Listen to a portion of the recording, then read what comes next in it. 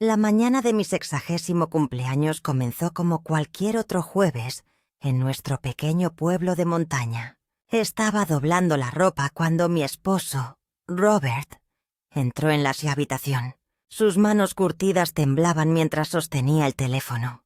«Margaret», dijo con la voz apenas por encima de un susurro. «Daniel vuelve a casa». Debería haber sentido alegría. Nuestro único hijo, a quien no habíamos visto en 3 años, por fin regresaba. Pero la mirada de Robert me lo dijo todo. Esto no era un reencuentro. Era algo completamente distinto.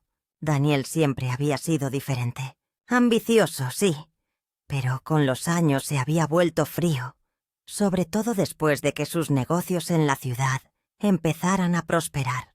Se mudó a los 22, prometiendo visitarnos a menudo, pero esas visitas se hicieron escasas, luego raras, y finalmente casi inexistentes. La última vez que lo vimos, pasó todo el fin de semana con el móvil, apenas dirigiéndose a nosotros. Lo que no sabíamos entonces, lo que descubrimos hace apenas 6 meses, era que Daniel había estado malversando fondos de su empresa, millones de dólares, canalizados a través de cuentas vinculadas a una empresa fantasma. Una empresa fantasma que ostentaba la firma falsificada de Robert como cofundador. Mi esposo había trabajado como gerente de banco durante 35 años. Su reputación era intachable, su integridad incuestionable. Cuando los investigadores nos contactaron y nos mostraron documentos con la firma de Robert, mi esposo palideció de miedo. «Yo nunca firmé esto», dijo con la voz quebrada. «Margaret, te lo juro por Dios, yo nunca...» «Lo sé», le dije apretándole la mano. «Sé que no lo hiciste, pero conocer la verdad y demostrarla eran 2 cosas distintas. La falsificación era sofisticada. Daniel había pasado años aprendiendo la firma de su padre, practicando con tarjetas de cumpleaños y documentos de préstamos de cuando estaba en la universidad. La había perfeccionado. Habíamos contratado a un abogado.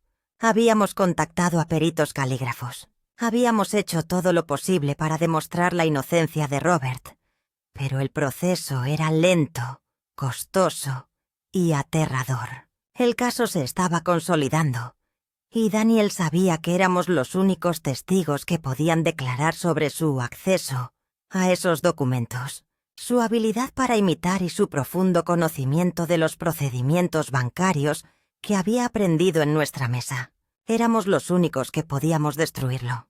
Cuando Daniel llegó aquel jueves por la tarde, tenía otro aspecto. Estaba más delgado, con ojeras y una sonrisa que no le llegaba a los ojos. Nos abrazó a los 2, y yo solo sentí la rigidez de su cuerpo. «Pensé que podríamos dar una vuelta en coche», sugirió, como en los viejos tiempos. «¿Hasta Eagles Peak?» Eagles Peak era un lugar al que solíamos ir de excursión a menudo cuando Daniel era pequeño. Un mirador impresionante desde donde se podían ver 3 condados extendiéndose a sus pies. El sendero estaba menos transitado ahora, sobre todo entre semana. Debería haberlo cuestionado. Debería haber dicho que no. Pero una parte ingenua de mí aún conservaba la esperanza. La esperanza de que tal vez nuestro hijo hubiera regresado a casa para confesar, para enmendar sus errores, para recordar quién había sido antes de que la codicia y la ambición lo envenenaran. Robert y yo intercambiamos miradas. Él asintió levemente. «Iríamos». El trayecto fue tranquilo. Daniel charló sobre el tiempo, sobre su vuelo, sobre cosas sin importancia. Al llegar al inicio del sendero, el aparcamiento estaba vacío. El sol de la tarde ya comenzaba a descender, proyectando largas sombras entre los pinos. «Vamos a salir hasta el borde», dijo Daniel. «Quiero hablar con ustedes 2 sobre algo». El corazón me latía con fuerza mientras seguíamos el camino de siempre. Robert me tomó la mano y la apreté con fuerza. Llevábamos 38 años casados. Habíamos criado a un hijo, superado épocas difíciles y buenas, enterrado a nuestros padres y capeado juntos todas las tormentas. Pasara lo que pasara, Lo afrontaríamos juntos. En el mirador, Daniel estaba de espaldas al valle, mirándonos. El viento le azotaba el pelo, y por un instante vi al niño pequeño que había sido. El niño que atrapaba luciérnagas en tarros de cristal y lloraba cuando se le moría el pez dorado. «Sé que has estado hablando con los fiscales», dijo. Robert enderezó los hombros. «Hijo, tenemos que decir la verdad. Falsificaste mi nombre. Has cometido crímenes y vas a mandar a tu propio hijo a la cárcel». La voz de Daniel se quebró, mezclando rabia y desesperación. «¿A tu propia sangre? Has ensuciado el nombre de tu padre», dije recuperando la voz. «Lo has hecho parecer un delincuente. Robert podría perderlo todo. Su pensión, su reputación, su libertad, por culpa de lo que has hecho. Lo arreglaré», dijo Daniel rápidamente. «Confesaré. Les diré que fui yo, pero solo si te niegas a testificar. Di que no te acuerdas. Di que no estás seguro de las firmas. Dame la oportunidad de resolver esto a mi manera». Robert negó lentamente con la cabeza. «Hijo, no podemos mentir a los investigadores federales. Eso es obstrucción a la justicia. Nosotros también seríamos criminales». Vi algo cambiar en los ojos de Daniel. Fue como ver una puerta cerrarse, una luz apagarse. Dio un paso hacia nosotros, e instintivamente, Robert y yo retrocedimos. Estábamos al borde del precipicio.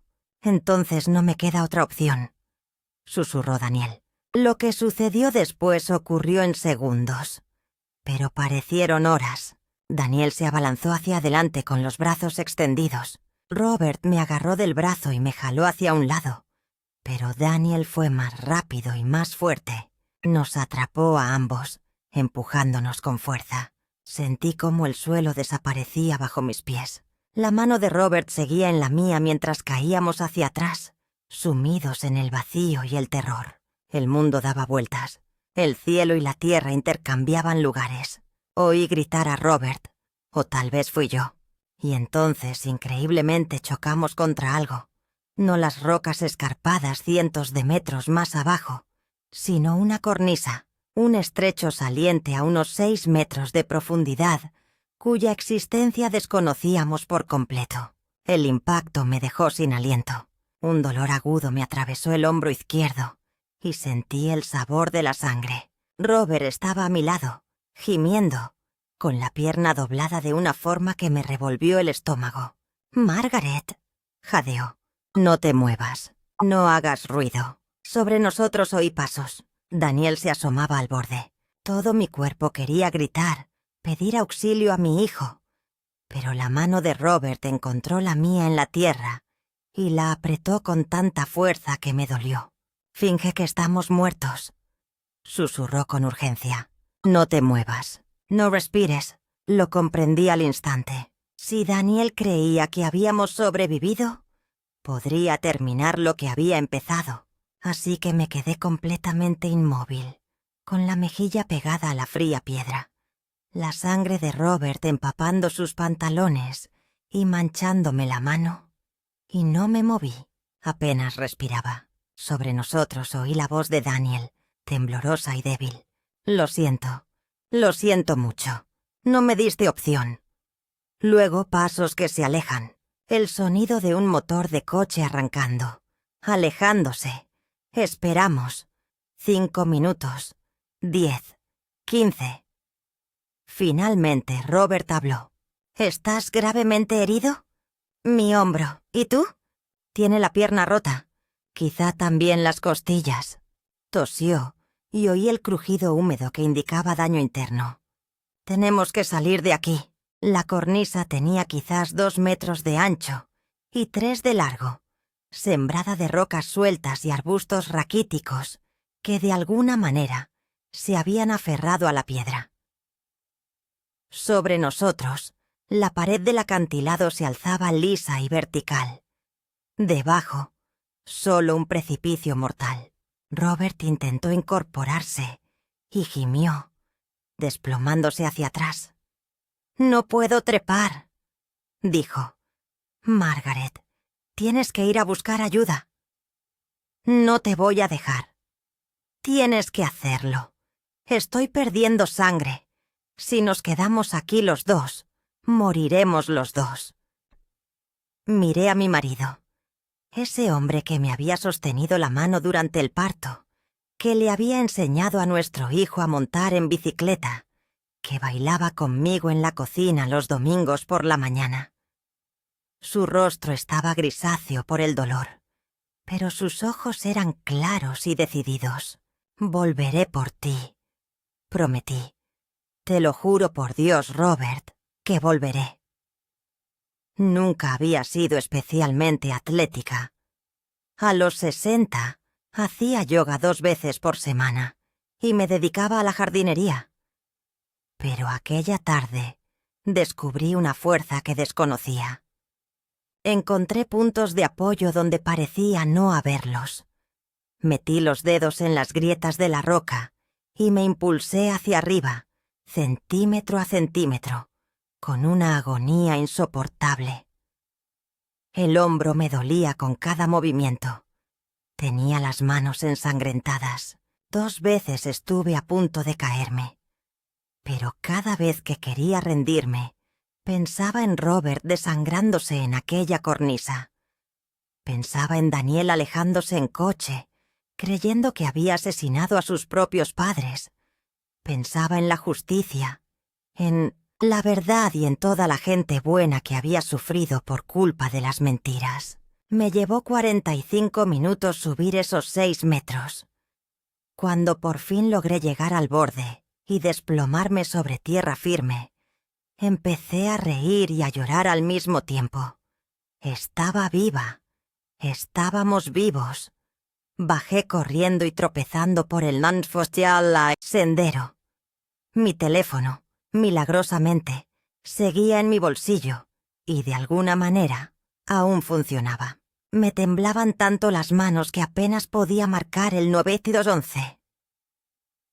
Mi esposo y yo fuimos empujados desde Eagles Peak. Le dije a la operadora: mi esposo está gravemente herido en un saliente.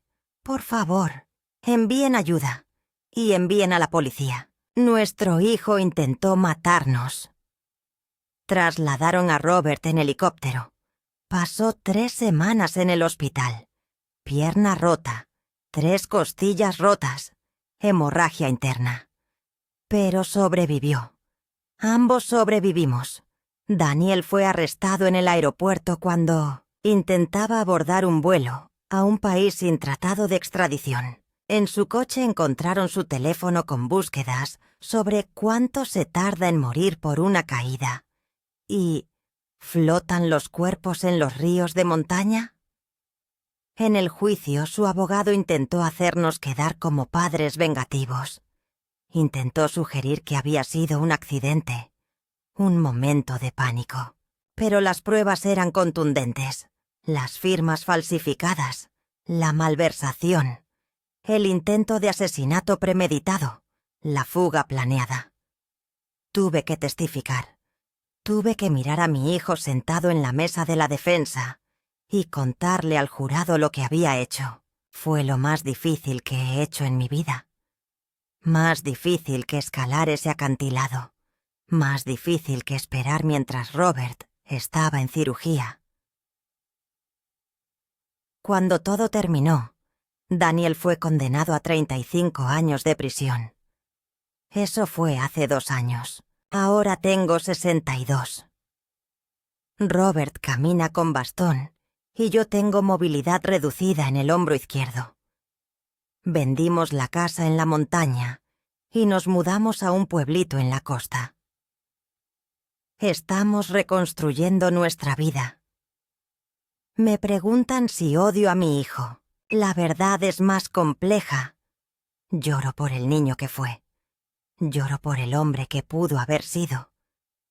Pero no me arrepiento de haber testificado. No me arrepiento de haber sobrevivido.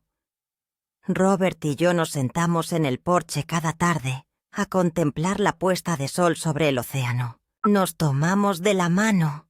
Estos 2 ancianos que se negaron a morir, que se negaron a dejar que las mentiras triunfaran. «Sobrevivimos», dice Robert a veces, todavía maravillado por ello.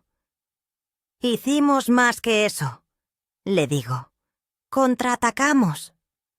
Porque sobrevivir no se trata solo de vivir. Se trata de negarse a que el mal te silencie. Se trata de elegir la verdad incluso cuando te cuesta todo. Se trata de encontrar la fuerza para levantarse cuando alguien te derriba. Seguimos escalando. Cada día es un nuevo punto de apoyo, un pequeño paso más hacia arriba, y lo estamos haciendo juntos. Ese es el verdadero milagro. No que hayamos sobrevivido a la caída, sino que hayamos sobrevivido a lo que vino después, y hayamos salido más fuertes, más valientes y más seguros que nunca de que hay cosas por las que vale la pena luchar. Vale la pena luchar por la verdad. Vale la pena luchar por la justicia. Y el amor verdadero, ese que susurra, haz como si estuviéramos muertos para salvarte la vida. Lo vale todo.